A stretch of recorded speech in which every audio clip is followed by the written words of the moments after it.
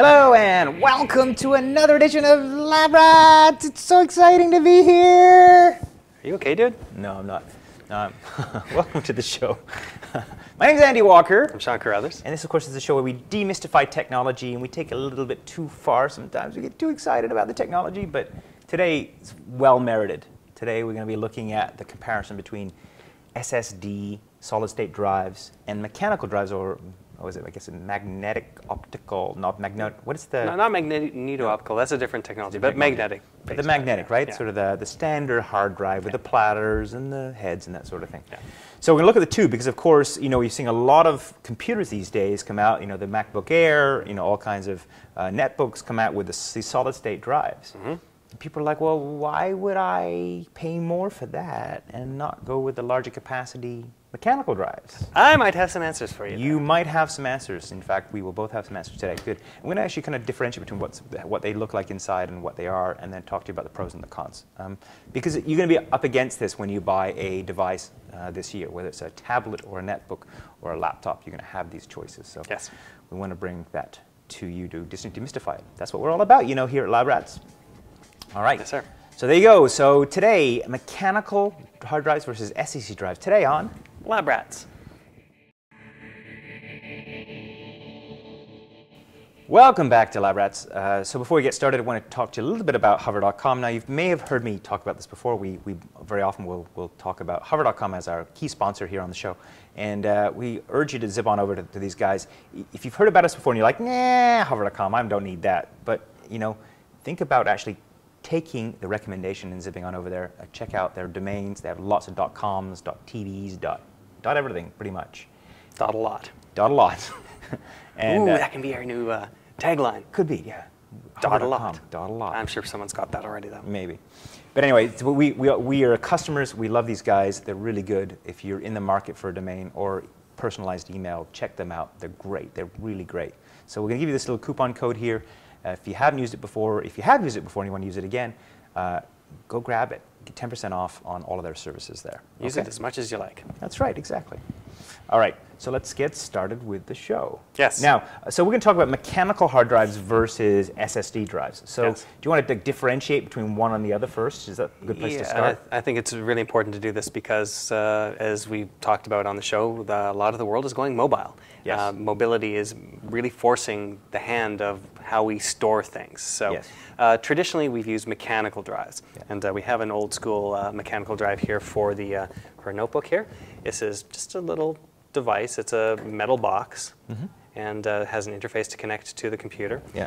And the key thing about this one is we've actually got the top to come off, and you can see inside it's got a little platter around here. It's a mechanical platter. It's like a little old school record player. Yeah, it's like an old school record player. It's got several different layers here. You've got information being stored on both sides of this, just like a record. In some cases, you've got a stack of them, different platters, and then we've got this head here, or actually it's right over here, that zips back and forth and reads the data all over the platter. So this spins and this moves back and forth to actually get the data, no matter where it happens to be on the platter on either side. So this is the kind of hard drive that's been in your desktop computer, it's been in your laptop computer, and I guess you're seeing in some netbooks as well.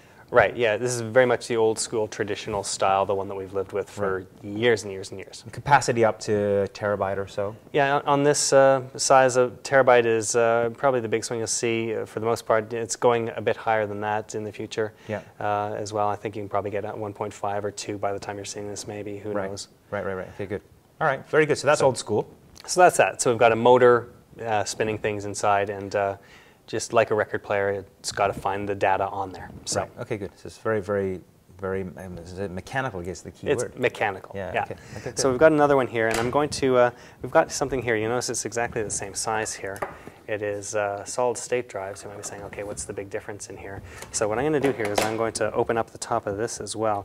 Now I should make a note here that by the time you open up one of these old-school mechanical drives here, they're dead. Mm-hmm. You can't use them anymore. Right, actually, they're vacuum sealed, right? They're vacuum sealed, and if you put some information on there, or sorry, if you open it up and get dust in there, it's basically toast. You can't use it anymore. You can send it away to a lab to get the information back, but that's thousands of dollars. So right here we've got the inside of our SSD drive, and you'll notice it's all chips So on circuitry. the inside. So we've got basically flash memory inside this. So if you're familiar with the old school USB drive like this, everyone has one of these days. It's just data, and we talked about how flash memory works before. It's just data that you electrically spin between a 1 and a 0 state. So it Open and close gates and things like yeah, that. basically. So this basically puts a whole pile of those flash memory cells together. In this case, we've got 128 gigs on these little chips in here. And they've strung them together and put them in the interface like this to resemble a drive. So it's the same sort of form factor that you can replace your drive out with. Very cool. But it is pretty much exactly like your flash memory key. So no moving parts. No moving parts. Just like a USB key and it's flash memory. Right. Good, okay, awesome. All right, so let's talk about then, because clearly there's some advantages here, right? So from a power consumption perspective, my guess is that the SSD drives, or the SSD drive, the SSD, doesn't use as much power because it's not mechanically manipulating things inside. Right, so you think about this drive for a second. You've got a motor in here that's constantly spinning it around and moving this head back and forth, and that's going to use up some power. Like, if you think it's got to keep spinning, you can't power it down between you accessing data, otherwise it's going to take a long time to spin up. These things spin at 5,400 cycles per second or 7,200 per second, which means it's going really fast. And of course, once you get it up to that speed, it takes less power to keep it at that speed, but it's still a lot of power just keeping it moving. Sure, okay, good. And so lots of power consumption there. So the advantage of the SSD then, it clearly is there's no moving parts. No moving parts, so it just looks for the data in the chip and that's done. And there's no heat, I guess, as well. Yeah, there's less heat generated by that. So it, again, when you move things around, you create friction and it generates heat, and that's not the case in here because there's no moving parts. There's less heat being generated. I got it, okay, good.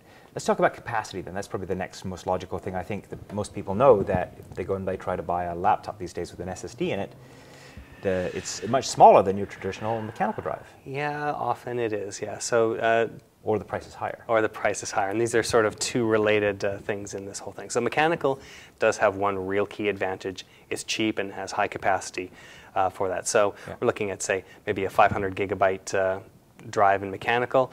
We're looking at about $100. If you're looking at that same thing in terms of SSD, you're probably looking at $1,000. Okay? So 10 times. So 10 times, which is pretty much why you're looking at when you're getting a device with an SSD drive in, it's probably going to have a much smaller capacity drive inside.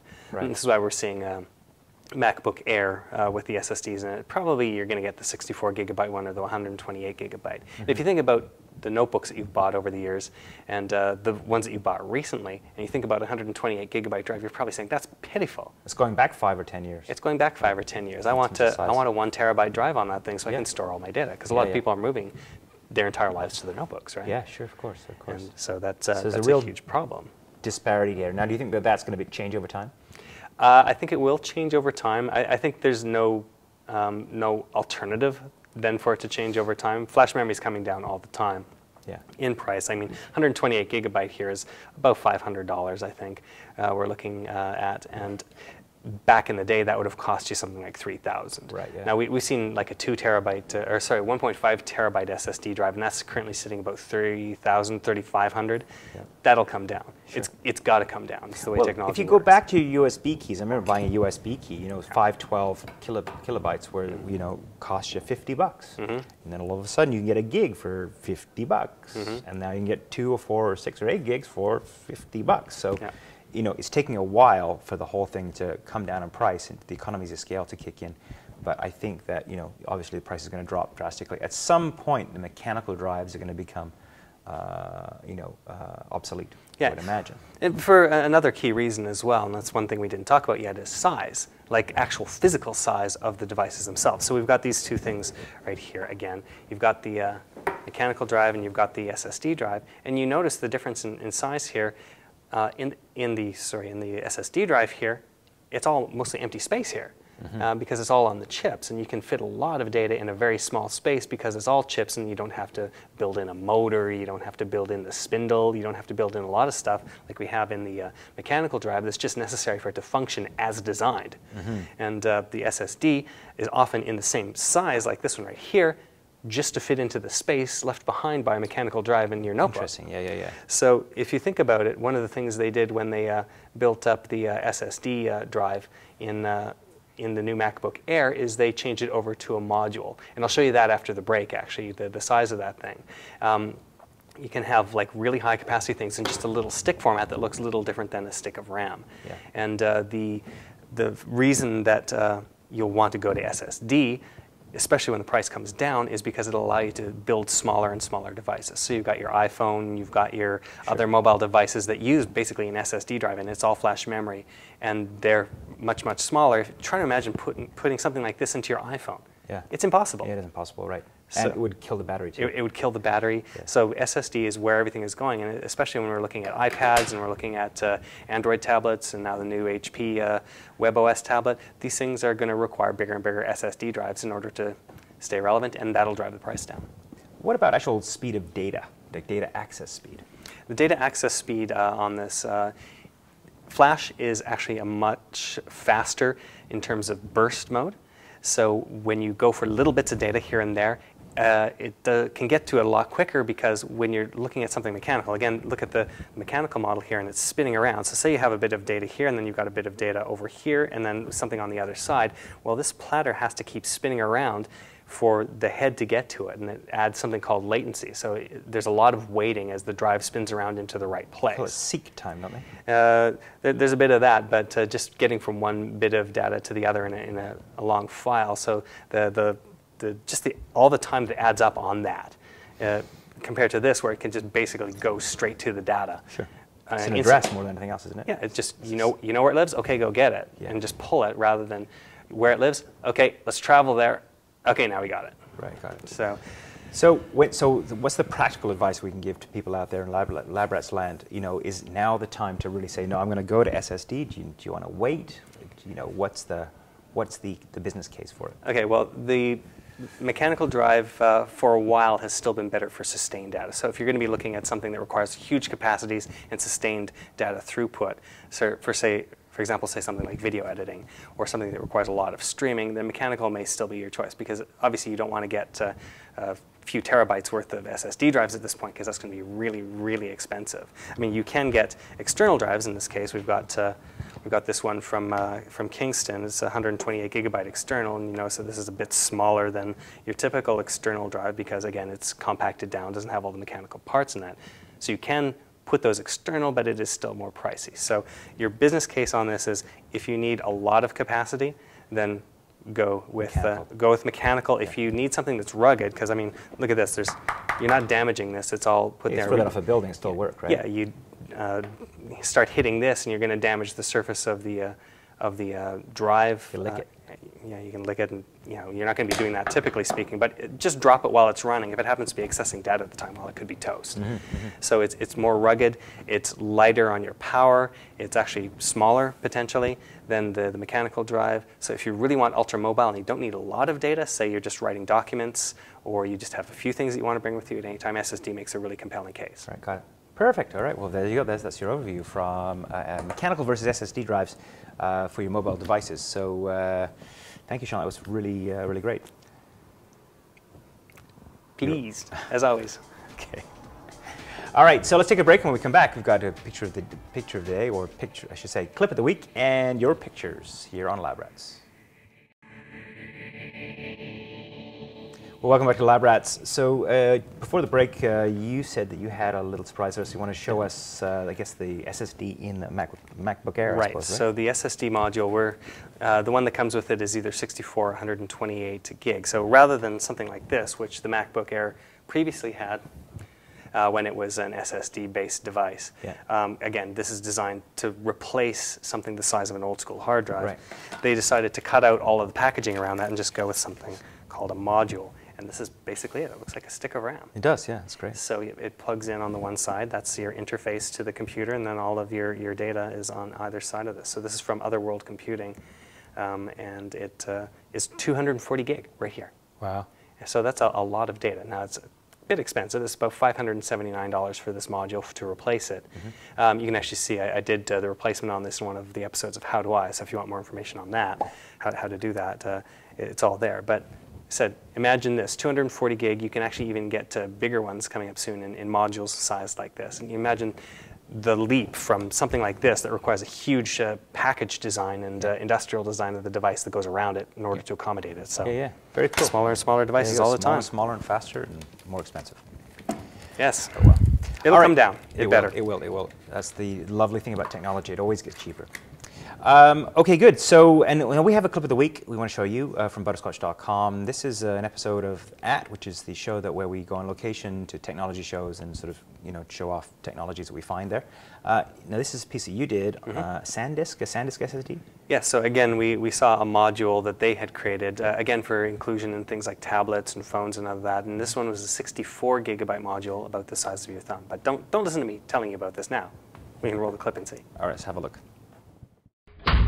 Welcome on deck, I'm Matt Harris. Hi, I'm Jay Goldman. Welcome to the A-List. Hi, welcome to Miss Download. Now you've got some SSDs here on the table, so we've got this this old school one that you used to put in This is a full-size SSD. It's great for laptops, but what we have that's designed for things like tablets are modular SSDs. But now we've come out with something new, and I wanted to show this one. It's called our iSSD, or integrated SSD. That looks like a stick of black licorice. It does, but it doesn't taste like it. So I wouldn't recommend you trying it. But this is designed for the new types of tablets nowadays that require very small footprint. You can see it's about the size of a postage stamp, and it's very thin because the tablets are very thin in themselves. If you want to see the entire episode of that by Sean, zip on over to Butterscotch.com. You can click on Butterscotch TV and go look it up by show there, or just do a search for SSD SanDisk in the search bar, and you'll find it. Yes. All right, good. Now, do we have pictures? Because it is Picture time. It is picture time, and these are all stored on, or at least were at some point in their life, stored on flash memory. Flash memory, yeah. So, first up, we have from our friend Jack, who's in Hudson, Wisconsin. Love it. And he is golfing, and in the background, cool. his dog Chloe, and he Dog really Chloe. enjoys the show. Good. So there you go, and Jack, as we noted in the previous episode, fulfilled all of the requirements of this. Name, His name, location, location, pet name. and pet name. So there we go. Good job. Awesome. Okay. So we have another one from Yes. someone who has also done that. Yes. It's from Andrew in Toronto. Andrew Crispin. Yes. Oh, you know him? I kind of know him. I think he works for me. Does he? Oh, okay. Well, that explains why he's a little bit familiar. Yes. So Andrew is here with his dog, Gamma. Gamma. And you've He noticed has ice balls on him. ice balls on the dog, and also a coat and booties. So he's dressed up his How dressed up his embarrassing. pet. Is the dog embarrassed? Probably. I don't know. Does that look like a little Sailor Moon outfit or something? It kinda like is. Andrew, are you getting your dog into cosplay? This is just disturbing. This Really. is wrong. Stop it now. Yes. His wife's got something to do with it. Yes. Yeah. So there you go. Thank you, Andrew, for sending that in and for providing the name of everyone in the picture. He's a good man, following the rules. He didn't actually say he was from Toronto, or did he? He may have. He may have. Anyway, so this is Laurie, who is in Newark in the UK.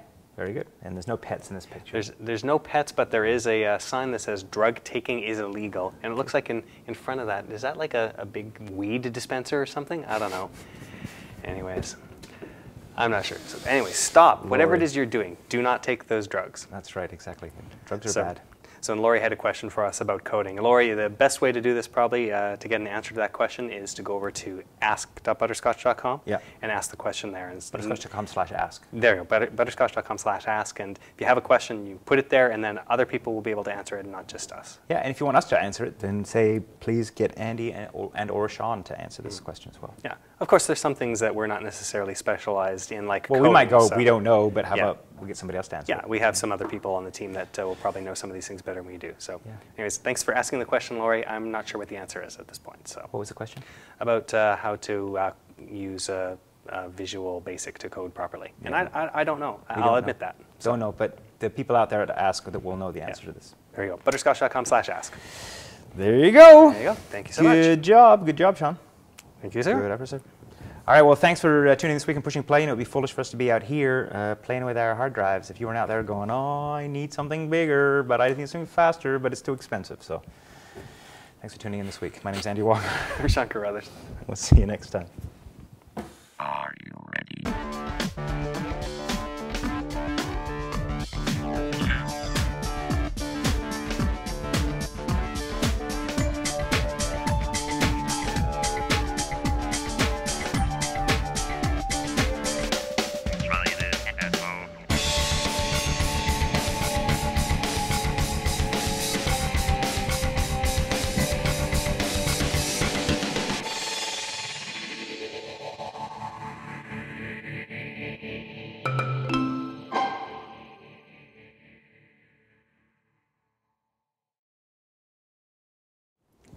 Coming back.